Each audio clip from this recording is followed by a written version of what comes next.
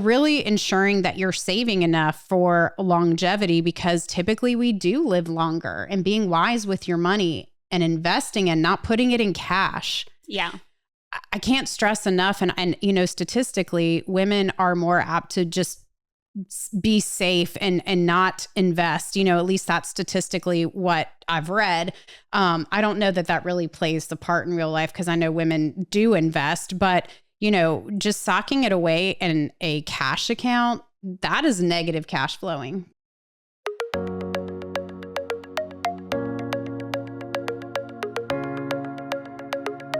Welcome to a Wiser Retirement Podcast, where we believe the best financial advice should always be conflict-free.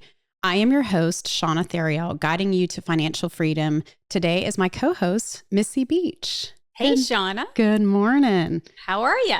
Wonderful. So I guess we did a pretty good job, since they're letting us do it again, right? We're back.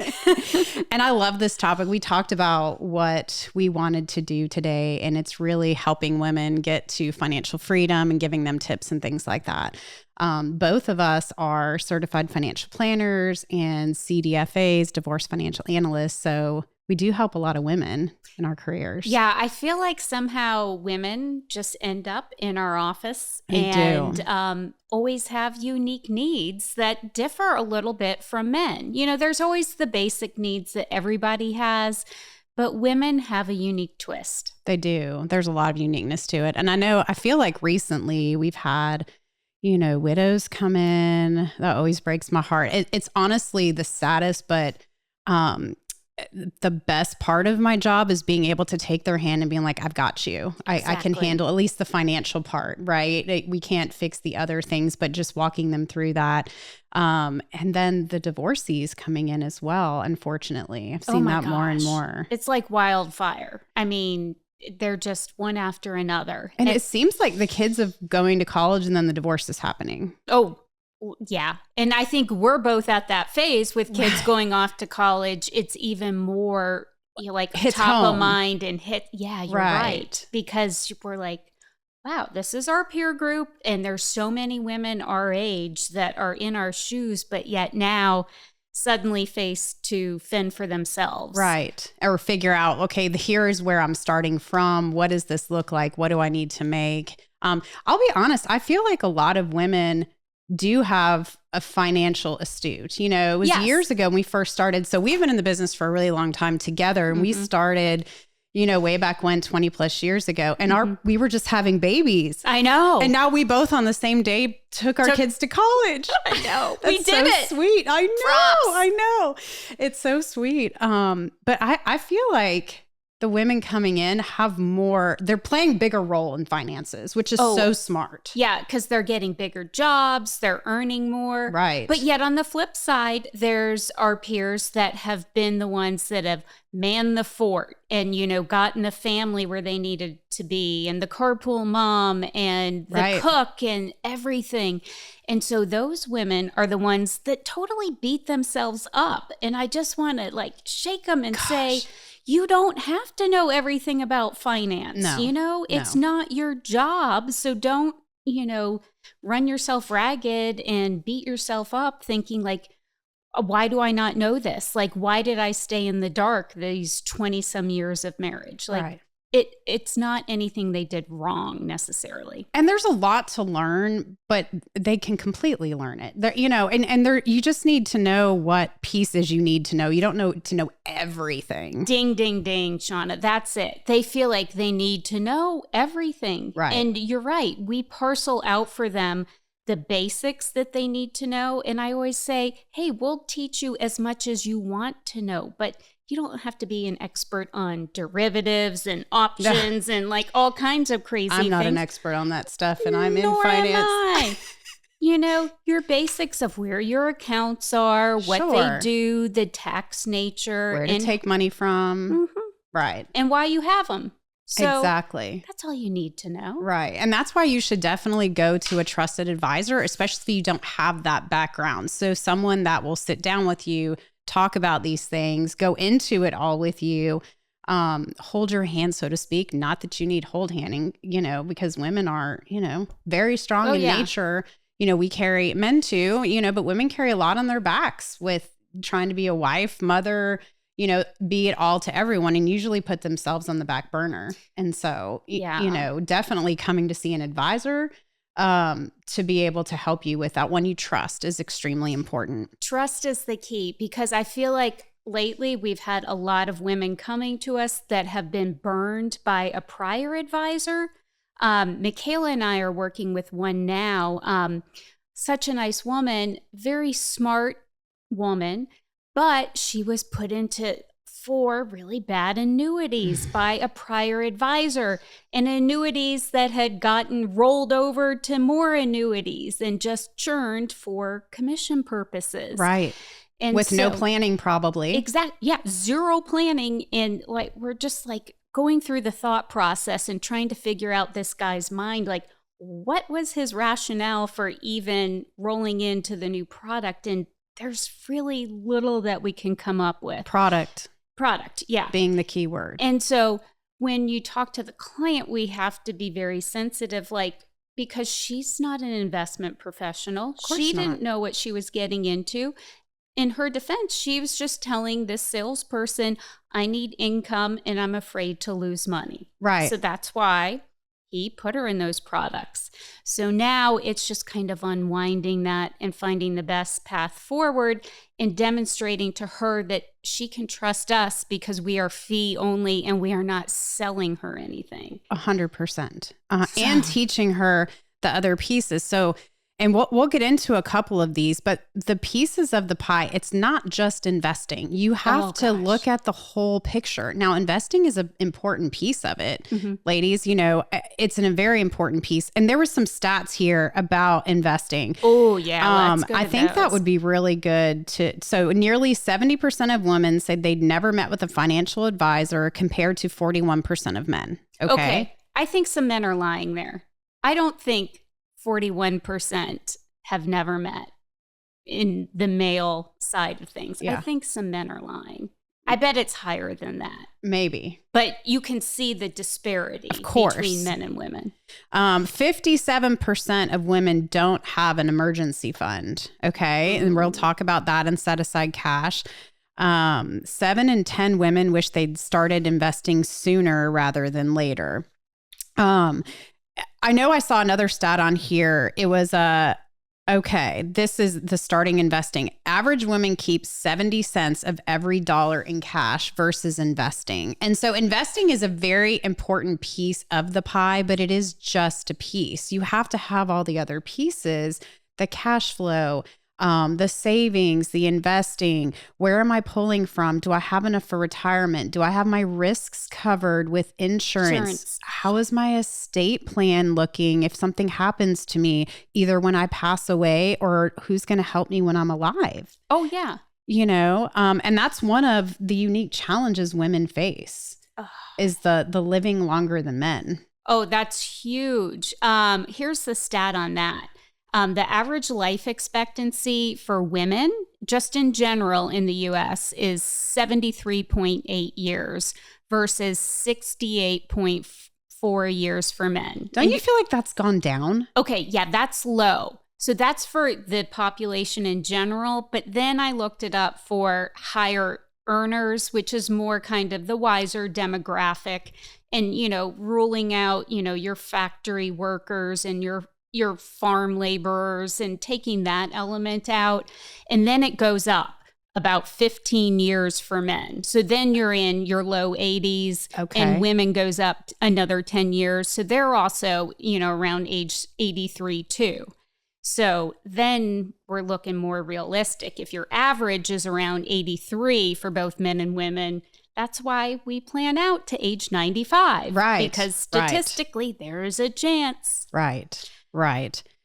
Completely. And so, we do build out to age 95. And so, what happens when, if you think about a woman living longer and, husband passes away first and they haven't handled the finances, or in the case of divorce, maybe they haven't handled the finances. And I do feel like, I feel like different demographics coming in, women are playing a bigger role in that, which is great. But there are still many families that come in where, the husband or, the male leads the charge on that. And, if something happens to them, they have to take over. Oh, yeah. Well, I think about my own parents who are wiser clients. My dad's 82. My mother's 80. My mother does like the regular bill pay, but my dad handles like the big meaty decisions. And so if anything happened to my dad first, my mother would be like a deer in headlights. And I'm sure vice versa, something happened to my mother first, my dad would have no clue what monthly bills come in, credit card bills and utilities and things like that. So I think in most households, there's that division of labor. Right. Where spouses are not sharing. And typically it's the wife who is not being clued in on the family finances, either by choice or it's just kind of evolved that way over time.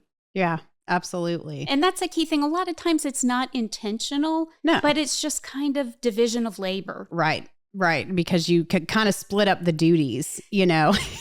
That's the way it is in our house too. But the husbands help with the kids too and the dinner and, but then the woman helps with finances. So it is a division. You can't do it all. No, divide and conquer. Right.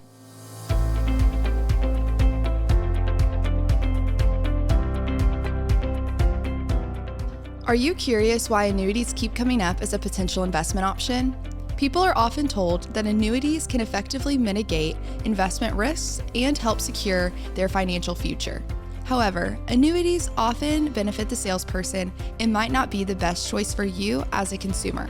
To learn more about the various types of annuities, the negatives of owning them, and better investment alternatives, we have a free ebook on our website just for you. To download our ebook, Buyer Beware, Why Do They Keep Trying to Sell You That Annuity? Simply click the link in the episode notes or visit wiserinvestor.com/guides. Now let's get back to the episode. Other unique challenges that women face. How about like when people get divorced, seems like all the grunt work falls on the mom. It does. And I'm thinking about these kids going off to college. Somehow it's always the mom doing like all the college dorm shopping, all the move-in, all the forms to get the kids registered and the immunization form and the on-campus parking and all that falls on the mom's shoulders. It's very rare for the dad to be doing that. It does. Well, even if they're younger, the sports and the coordination and the sports today with kids, the travel and paying for that's extremely expensive. Oh, another consideration is financially when a divorce happens is typically in the divorce decree. Once the child is 18, there's nothing in the decree about who's paying for what in college, like for extracurriculars or car expense or gas or fraternity dues, sorority dues. And so I feel like a lot of my female clients end up being the ones to, be on the hook, foot the bill. Yeah.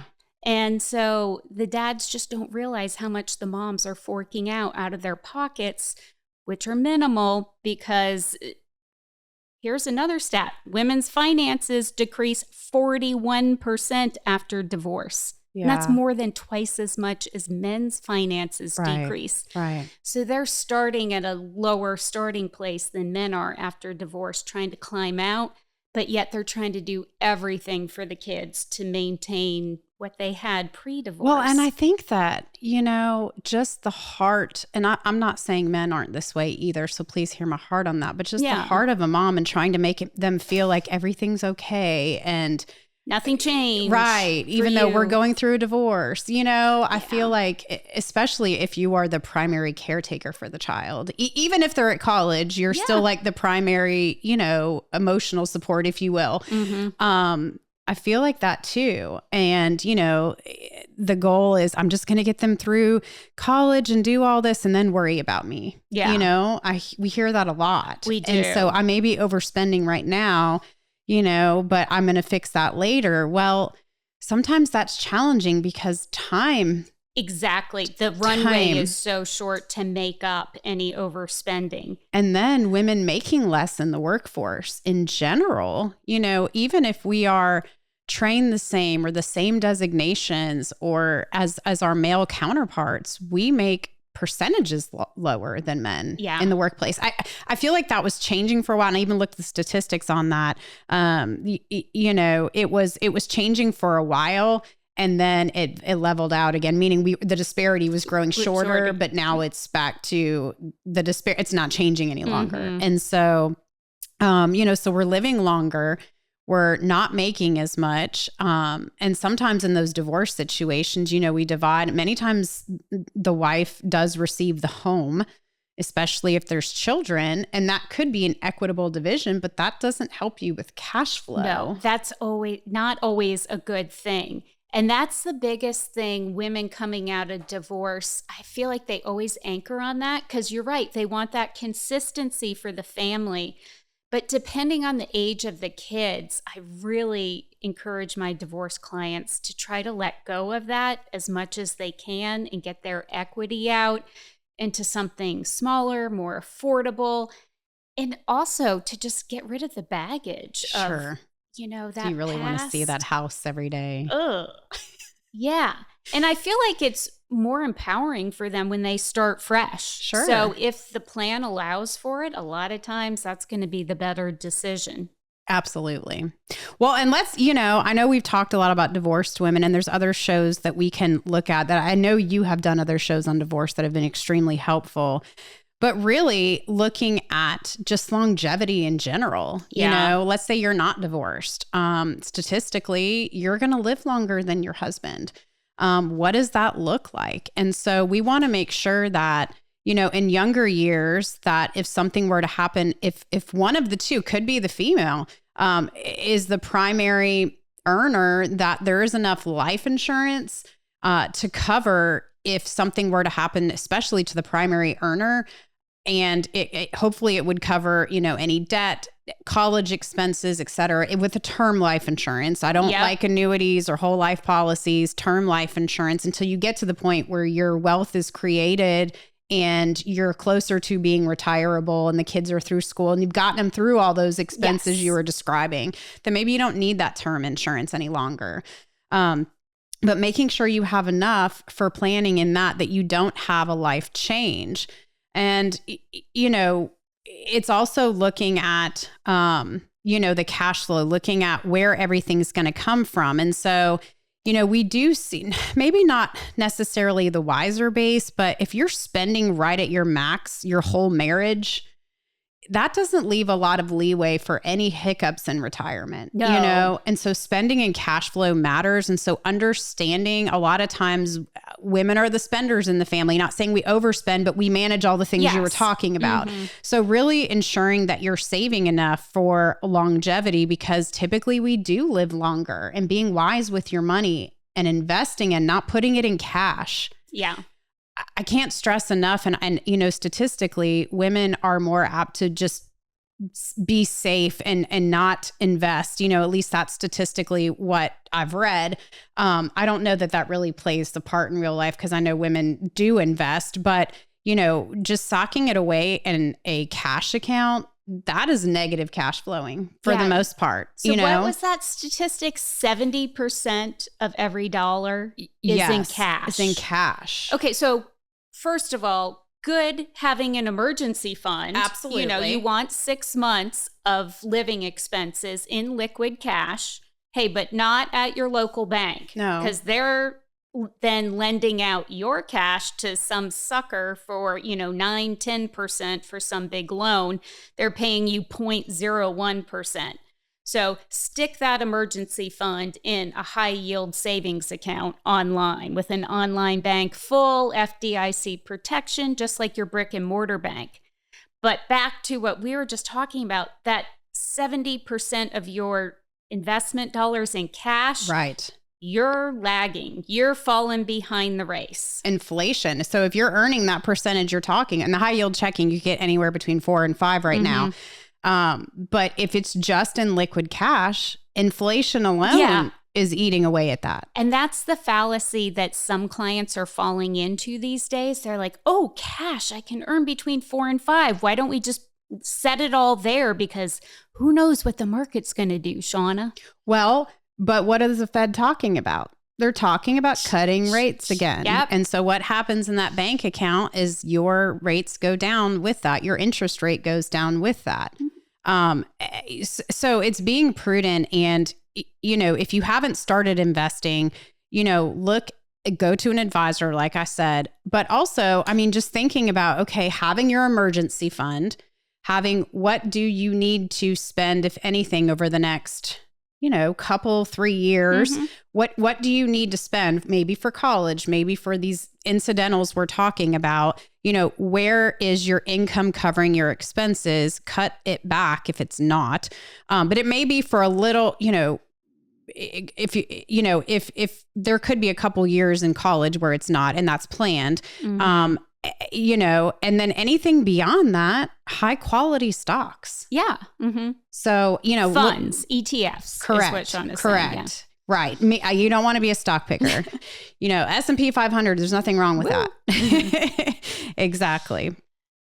The other unique challenges is just estate planning with women, because we do live longer, and making sure your estate plan is buttoned up, having your will is going to name, if you have young children, who is going to take those young children or take care of them if something happens to you and you pass away, where are your assets going to flow? And this is important for even, married couples, because we see this so many times where you may not have wills. The courts are going to dictate where your children go, number one. But number two, husband passes away. There's no will in place. It's in a brokerage account or bank account, and it's not a joint account. Let's say it's an individual name. There's no will. The courts decide where those assets go. And I know in the state of Georgia, it is split evenly between the spouse and the children. So what does that mean? If you have 3 children and your spouse passes away and there's no will, that means a fourth gets split between you all. Now, there is another rule that says the spouse can get no less than 50%. So it would be 50% and then split between the kids for the other half.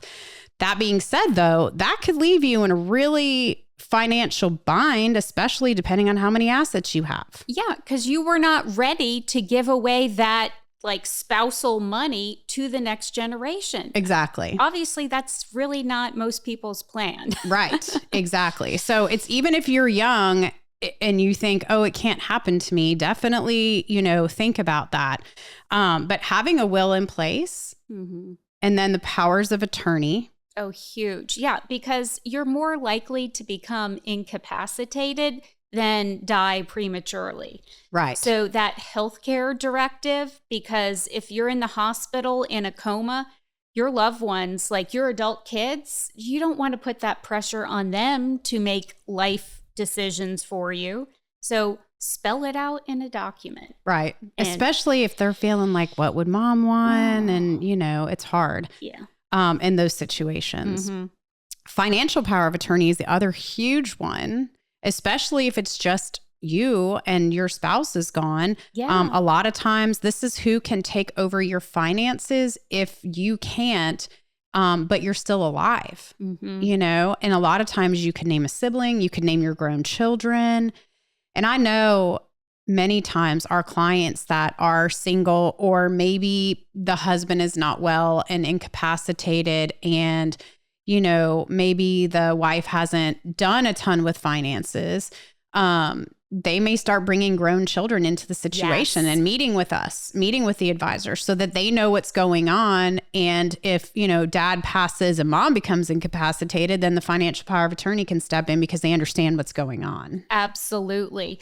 And some female clients with 20-some, 30-some-year-old kids like to include those in the mix. Right. Just because they feel like, I want my younger kids to be in there too. Right.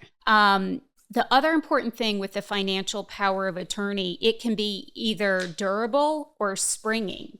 And so I think it's just better to be durable, which means it's in place from day one. Right. You don't need a doctor's or two doctors' opinion to say that, okay, you're incapacitated and now the financial power of attorney is in effect. Well, and do you know what I've seen so many times of that you bring that up? I have seen so many times that usually it's to protect yourself from yourself, because when we become incapacitated, a lot of times it's not like you're in the hospital and that's what it is. Sometimes it's you're having memory issues. Yes. That happens a lot now.